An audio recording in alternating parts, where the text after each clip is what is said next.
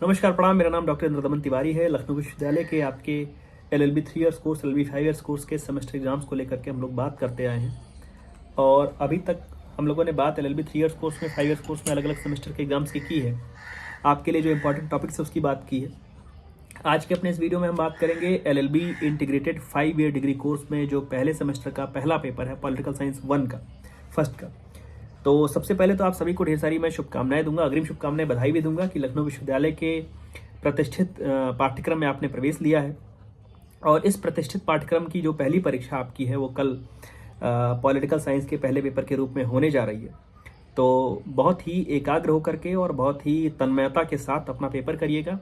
समय का विशेष ध्यान रखिएगा, समय का विशेष ध्यान रखिएगा। मैं बार बार कहूँगा क्योंकि जिस परिवेश से आप आए हैं, जिस पैटर्न से आप आए हैं, उससे काफ़ी अलग चीज़ें रहेंगी। परिवेश अलग रहेगा, जिन लोग का सेंटर अलग गया हुआ है उनके लिए भी परिवेश अलग रहने की संभावना है। तो इन सब चीज़ों को ध्यान में रख करके आपको आपका पेपर करना है। अब हम लोग विषय पर आ जाते हैं। आपका जो पेपर है पॉलिटिकल साइंस फर्स्ट का, इसमें आपकी जो पहली यूनिट है वो पॉलिटिकल साइंस के इंट्रोडक्शन से संबंधित है कि पॉलिटिकल साइंस का मतलब क्या होता है, डेफिनेशन क्या होती है, उसकी मेथड्स क्या है, उसको पढ़ने की मेथड्स, उसको पढ़ने की अप्रोचेस क्या क्या हैं। और जो पॉलिटिकल साइंस का सवाल उठता है ना कि लॉ की पढ़ाई में पॉलिटिकल साइंस का क्या काम है, तो लॉ का रिलेशन क्या है पॉलिटिकल साइंस के साथ, अलग अलग लोगों ने किस प्रकार से उसको समझाया बताया है, उसको आपको पढ़ना होता है। दूसरी यूनिट स्टेट को लेकर के है।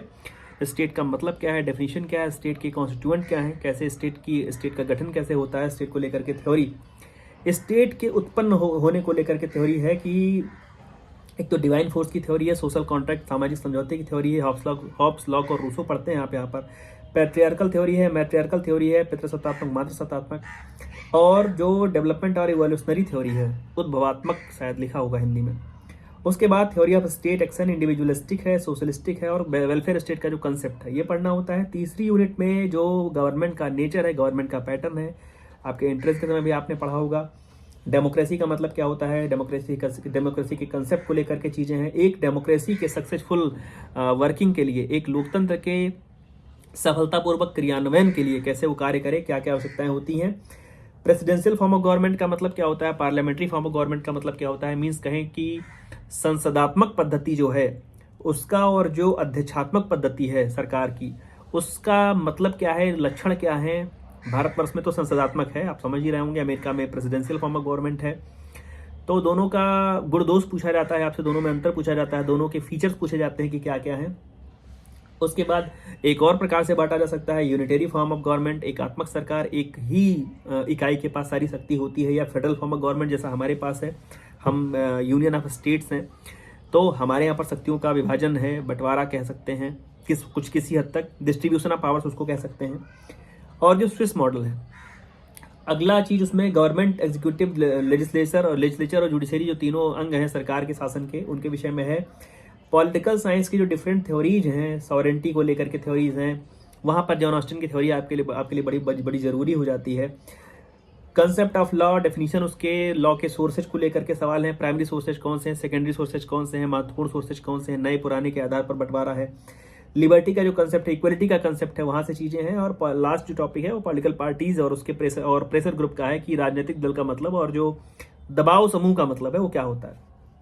तो अगर हम इन सब चीज़ों पर आधारित आपके सवालों को देखें जो आपके लिए ज़रूरी सवाल है, तो आपके लिए एक सवाल जो पहली यूनिट से बनता है, जो जरूरी बन जाता है कि जो पॉलिटिकल साइंस का मीनिंग क्या है, पॉलिटिकल साइंस का स्कोप क्या है, और पॉलिटिकल साइंस का जो कहें कि लॉ से रिलेशन है वो क्या है। तो पॉलिटिकल साइंस की डेफिनेशन 2 से 3 पढ़ लीजिएगा अलग अलग विचारकों के द्वारा, उसका स्कोप पढ़ लीजिएगा, और लॉ के साथ उसका क्या रिलेशन है वो देख लीजिएगा। आगे बढ़े तो जो पॉलिटिकल साइंस के मेथड्स एंड अप्रोचेज हैं टू स्टडी पॉलिटिकल साइंस है वो क्या क्या है, उस प्रकार जैसे सवाल आता है कि write about traditional methods of study to political science, तो आपसे कोई एक पद्धति खास तौर पर पूछी जा सकती है, या आपसे कहें कि अलग सारी जो पद्धति है पूछी जा सकती है। उसके बाद हम आगे बढ़ते हैं तो जो स्टेट वाले पोर्शन से जो स्टेट के जो थ्योरीज हैं, स्टेट के इवोल्यूशन की थ्योरीज हैं, वहाँ पर आपके लिए 2 थ्योरी, सोशल कॉन्ट्रैक्ट थ्योरी है और जो डिवाइन थ्योरी है, दैवीय उत्पत्ति का सिद्धांत, और सोशल कॉन्ट्रैक्ट थ्योरी आपके लिए बड़ी जरूरी है, उसको कायदे से आप पढ़ करके जाइएगा। वहीं पर आगे आप पाते हैं स्टेट एक्शन वाली थ्योरी के अंतर्गत एक वेलफेयर स्टेट का कंसेप्ट। तो वेलफेयर स्टेट का मतलब क्या होता है, कैसे एक वेलफेयर स्टेट पुलिस स्टेट से अलग है, किस मायने में अलग है, जैसे सवाल है कि what do you understand by the concept of welfare state, एक कल्याणकारी लोक कल्याणकारी राज्य का मतलब क्या होता है, वेलफेयर स्टेट से आप क्या समझते हैं, इसका उद्देश्य क्या होता है, एक वेलफेयर स्टेट की स्थापना का उद्देश्य क्या होता है, एक वेलफेयर स्टेट की स्थापना के वेलफेयर स्टेट के फंक्शन क्या क्या होते हैं, इस प्रकार से चीज़ें आपसे पूछी जाती हैं।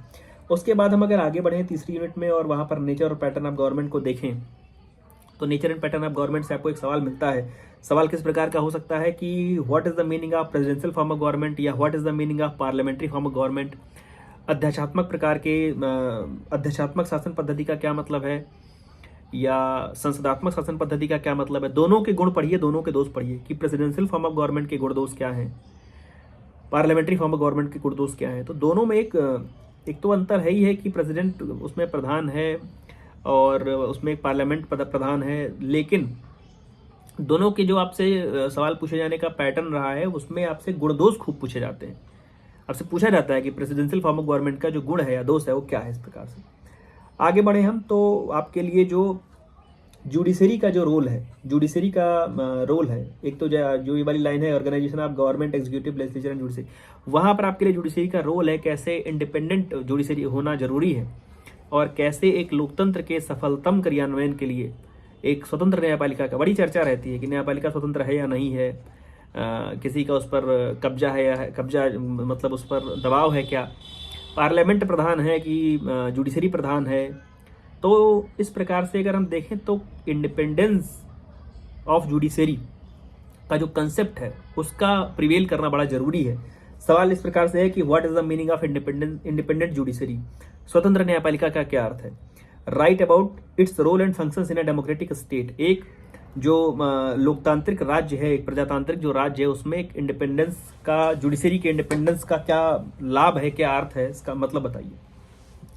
उसके बाद हम अगर देखें तो जो सॉवरेंटी वाला जो कंसेप्ट है, सॉवरेंटी वाला जो कंसेप्ट है जिसमें हम थ्योरी ऑफ सॉवरेंटी पढ़ते हैं, डेफिनेशन पढ़ते हैं, वहाँ पर सॉवरेंटी में आपके लिए जो जॉन ऑस्टिन की थ्योरी है वो आपके लिए बड़ी जरूरी है। सवाल इस प्रकार से पूछा गया है कि define Austin sovereignty what are its features, explain, Austin की संप्रभुता की परिभाषा बताइए, ऑस्टिन के हिसाब से संप्रभुता का क्या मतलब है। और ऑस्टिन को विषय जब आप पढ़ रहे हो तो थोड़ा सा ऑस्टिन का बैकग्राउंड जरूर पढ़िएगा कि ऑस्टिन का जो बैकग्राउंड रहा, जिधर से वो यहाँ पर आए, तो आप पाएंगे कि उनके बताई गई चीज़ों पर जो एक छाप रही है वो क्यों, इस वजह से, किस कारण से रही है। उसके बाद हम आगे बढ़ें तो जो लिबर्टी का कंसेप्ट है, लिबर्टी के कंसेप्ट में आपसे जो सवाल पूछा गया है किस प्रकार का पूछा गया है, discuss liberty and it's kinds, liberty का मतलब क्या है, स्वतंत्रता की विवेचना कीजिए, इसके विभिन्न प्रकार बताइए, इसका लिबर्टी का और इक्वलिटी का, लिबर्टी का और इक्वलिटी का आपस में संबंध क्या है, किस प्रकार से स्वतंत्रता जो है वो समता से संबंध रखती है, किस प्रकार से जब आप कॉन्स्टिट्यूशन का प्रियम्बल पढ़ते हैं तो वहाँ पर आपको मुझे लगता है दोनों शब्द लिबर्टी इक्वलिटी मिलता है। तो एक कल्याणकारी लोक कल्याणकारी राज्य के लिए पॉलिटिकल साइंस के दृष्टिकोण से देखा जाए तो स्वतंत्रता का और समता का, स्वतंत्रता का और समानता का, इक्विटी समता, क्या संबंध है आपस में, क्या रिलेशन, इस प्रकार का सवाल आपसे पूछा जाता है। वहीं पर एक आपके लिए जरूरी चीज है जिसमें आप कंसेप्ट ऑफ लॉ देख रहे हैं, तो कंसेप्ट ऑफ लॉ में आप डेफिनेशन और सोर्सेज जरूर पढ़ लीजिएगा। और जब आप डेफिनेशन और सोर्सेज पढ़ रहे हैं तो लॉ के सोर्सेज में कस्टम पढ़ते हैं, आप प्रेसिडेंट पढ़ते हैं, लेजिस्लेशन पढ़ते हैं। जैसे सवाल है कि define law and right about its various sources, विधि को परिभाषित कीजिए और विधि को परिभाषित करने के साथ साथ विधि के जो विभिन्न स्रोत हैं वो क्या क्या हैं, सोर्सेज हैं वो क्या क्या हैं, इसको आप देख लीजिए, वो आपके लिए जरूरी हो जाता है। उसके बाद हम आगे बढ़ें तो जो कभी कभी ए बी करके छोटे कंसेप्ट के तौर पर चीज़ें पूछी गई हैं, उसमें फेडरल फॉर्म ऑफ गवर्नमेंट का मतलब क्या होता है, कन्फेडरेशन का मतलब क्या होता है, इस प्रकार से चीज़ें पूछी गई हैं।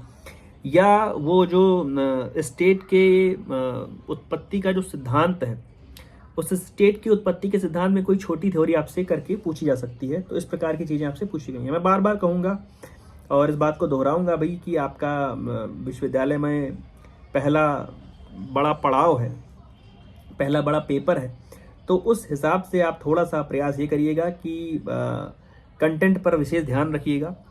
और इसके साथ ही साथ जो सबसे ज़रूरी आपके लिए है, चूँकि पहला पेपर है, मैं कहूँ कि पहला पेपर है, इस वजह से कि समय को लेकर के मैंने पहले भी वीडियोस में उस चीज़ को कहा है कि आप पहले सवाल पे बहुत ज़्यादा समय दे रहे हैं, पहले सवाल पर आपने खूब सारा काम किया, घंटों आप उसको लिखते रह गए, आगे के सवाल छूट गए, आगे के सवाल में कोई दिक्कत आई, तो इस प्रकार से मत करिएगा। आप प्रयास ये करिएगा कि सारे सवालों पर समय का जो बंटवारा है वो बराबर का रहे, और जो पेजेस का बंटवारा है वो भी बराबर का रहे। एक सवाल आपने बहुत 7-8 पेजेस में लिख दिया और अगला सवाल आप एक 2 पेज में लिख करके आ रहे हैं, तो वहाँ से आपके लिए समस्या हो जाएगी। तो एक बार फिर से वही पॉलिटिकल साइंस का मीनिंग, नेचर, आपको उसको पढ़ना ही पढ़ना है। जब आप पढ़ रहे हैं तो पॉलिटिकल साइंस का लॉस रिलेशन जरूर पढ़ लीजिएगा।